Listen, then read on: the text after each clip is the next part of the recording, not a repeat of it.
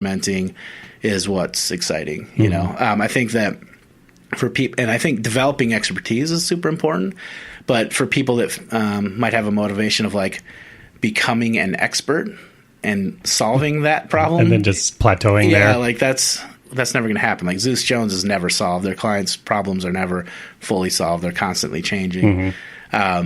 So, and then I think other, trying to find people that are very interested in, working together to figure things out versus like, I need to come in and dictate to others how to execute. Like, no, you got to have big ideas and get your hands dirty. Yeah. It's one of those kind of places. Well, and a lot of the work that you guys do is, centered around something new. So, the word innovation and whatever that means. I know it can be a touchy word to talk about because everybody has a different idea about it. Some people hate it. Some people think it's like that's what they live and breathe. But when you're, there's two sides of this. You're building an innovative organization, but you're also producing innovative work. And being able to balance that between how you're operating the organization on a day-to-day basis versus how you're delivering on it for your clients. I think that's where I see a lot of challenges happen with people.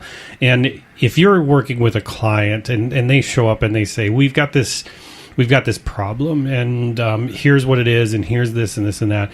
I'm guessing first part of your approach is to figure out, is that actually a problem? Yeah, for sure. Is this the problem you're really trying to solve? Yeah. I mean, I think that happens a lot, right? People don't necessarily know, not usually, but often they'll sort of describe a symptom of a problem. And a lot of times it's like, well, it's actually not a communications thing or something like that. It's an organizational change thing, or you actually need to think about your product mix and sort of how they relate to each other. That's actually the issue. Or you have too many brands and you need to get rid of some or whatever it is, And I think that we try really hard to get to that point with them and sort of solve the right problem. And I think that how we've kind of handled that is because we don't do things like, hourly billing and all that kind of stuff.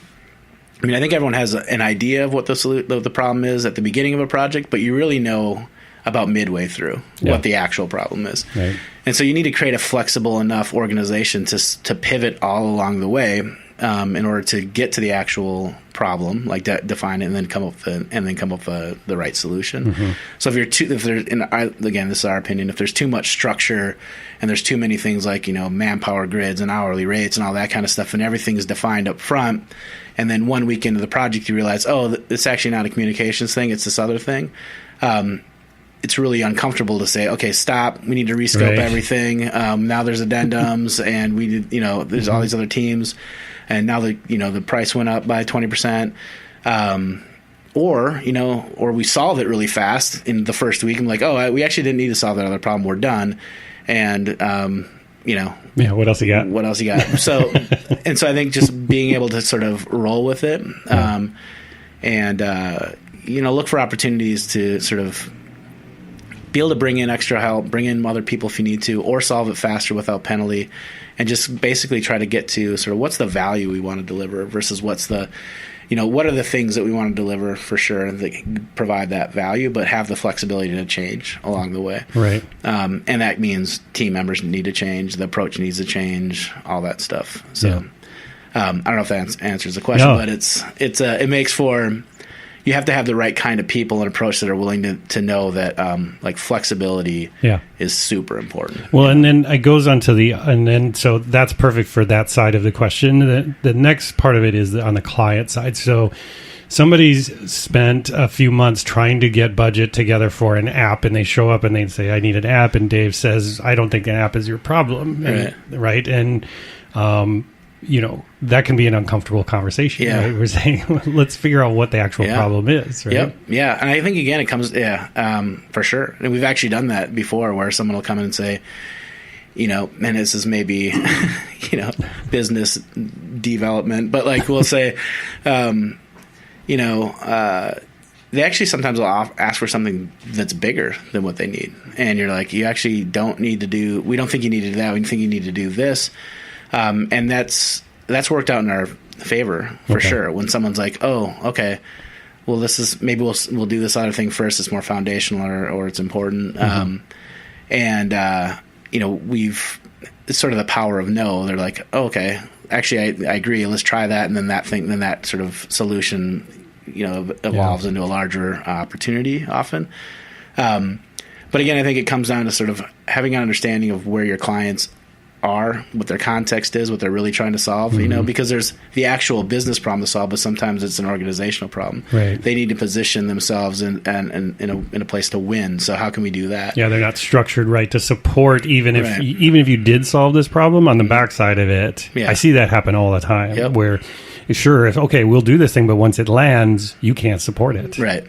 You're not structurally set in a way that changes your business to support this thing. Right, exactly. Yeah. So I think it's really important that's why it's so important to work closely and understand how the organization works, where they sit within it, and what they're trying to accomplish, both from a business and personal perspective. Like, how do they want to be positioned at the end of this thing?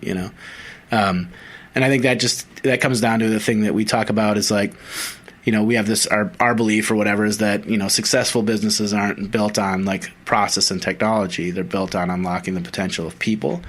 So everything we do is really core to understanding who are the people involved. Who's the client? Empower them. Yeah. Our client, who are their clients? What's the organization? What do they value? And making sure that our solutions and the way that we work aligns with that stuff.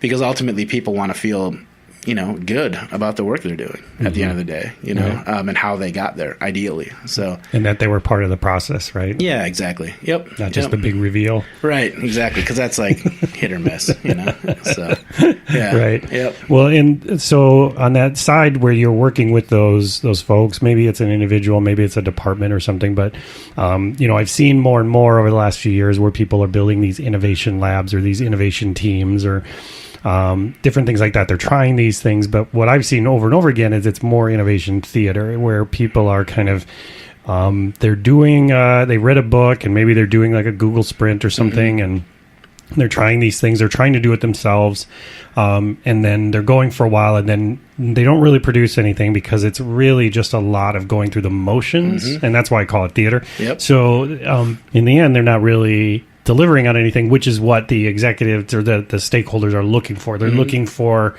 something tangible out of that innovation piece, right?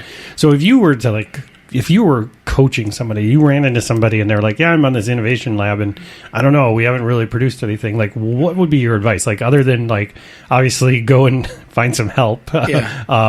But where to begin? Like, where do you at Zeus Jones say, all right, this is day one, we're going to innovate. Like, how does that work?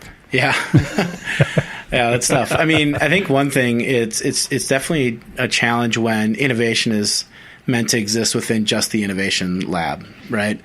We're actually working on a thing right now that I think we're going to put out here in the world in a little bit, which is sort of like our sort of point of view on like how innovation actually happens. And, and actually mostly it's about the roadblocks. Because like a lot of people...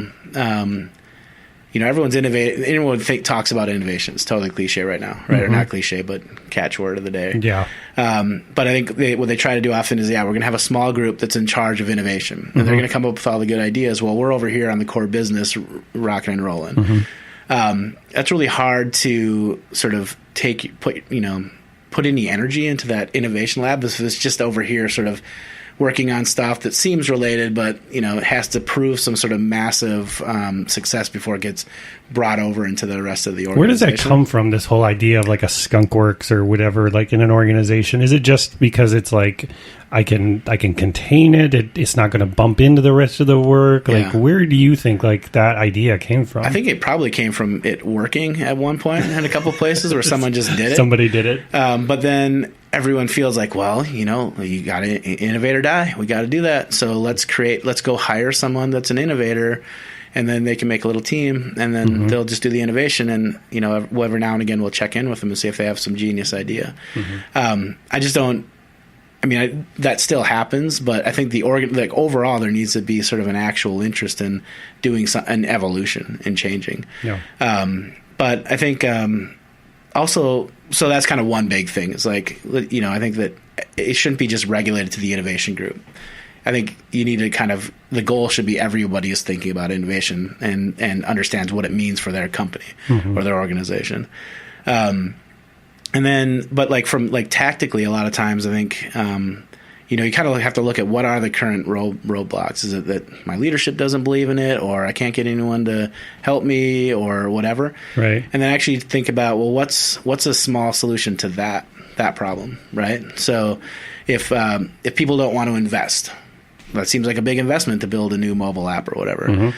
Okay, well, what's the small, this is pretty cliche, but like look at what's the smallest version of that we can do. Or is there another problem that's happening in the organization that we can solve to prove a different way of solving problems, that it's like a problem internally that everybody struggles with? Right. Like, okay, actually what I'm going to go do is solve this, show them how this approach can be beneficial and impact a lot of people. But then you build the credibility and momentum, and then go solve another problem. Mm-hmm. So I think there's a number of ways to kind of get through that. It sort of depends on what the actual issue is. Sure. And I see where in some organizations it's a mandate, right? Mm-hmm. It's coming down from the top. Yeah. But where I've also seen it work really well is when people are just kind of doing it on their own. Mm-hmm. Like they're crossing departments and they're just making it a part of what they're doing. I agree, and I think that comes down to that, like, what are the jobs versus the roles thing? Mm-hmm. Like that, and exactly. Don't just try to do it within the innovation group. Right. Like, bring in people from outside the innovation group to see what innovation actually means and how it applies to their world, right? Mm-hmm. And again, it gets back to the idea of like if people feel a change, they feel an impact, like on like a human person level. They're much more excited about engaging with it and pushing it forward and supporting those ideas. If it's just a keynote or PowerPoint slide that says here's the innovation that's happening, and like it's easy to dismiss that because you're like, well, how's that affecting me right now? Right. So yeah, I've got a job to do myself. Right. So yep. So I don't know. Trying to think about how to employ more people on that, and when you kind of spread out and ask for more people.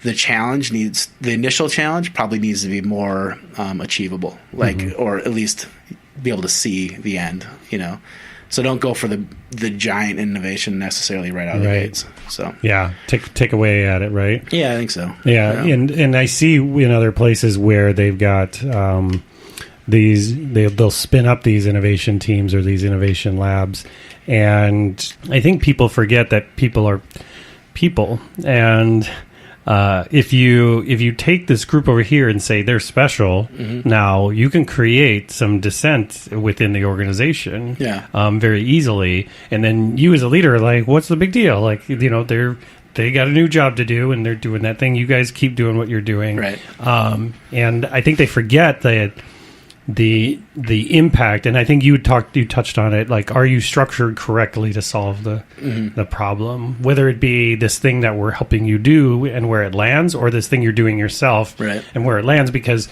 if this innovation team spins up something that these other two departments that kind of feel as if they're not on the same team anymore, that they're going to produce something that now they have to support. Right. I think those are those ties that people forget. Yeah.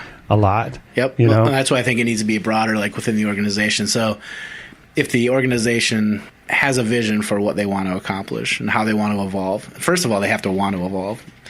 There's a lot of companies and organizations, brands out there that don't actually want to evolve. It's lip service. You're right. They want the world to, come back around, to them. But good luck.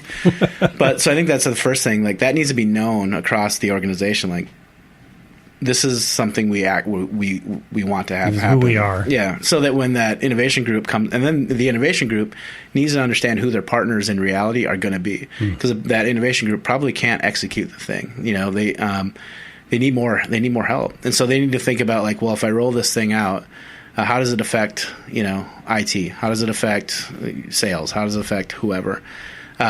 And again, try to get those people in on your team, at least a representative of those folks early on. That's how we've been doing innovation. At Zeus, we talk about this idea of sort of like thin stack or full stack innovation. Stole it from development. But anyway, the idea that like innovation happens across a bunch of sort of strata, right? And at the top you have things like culture and brand and experience.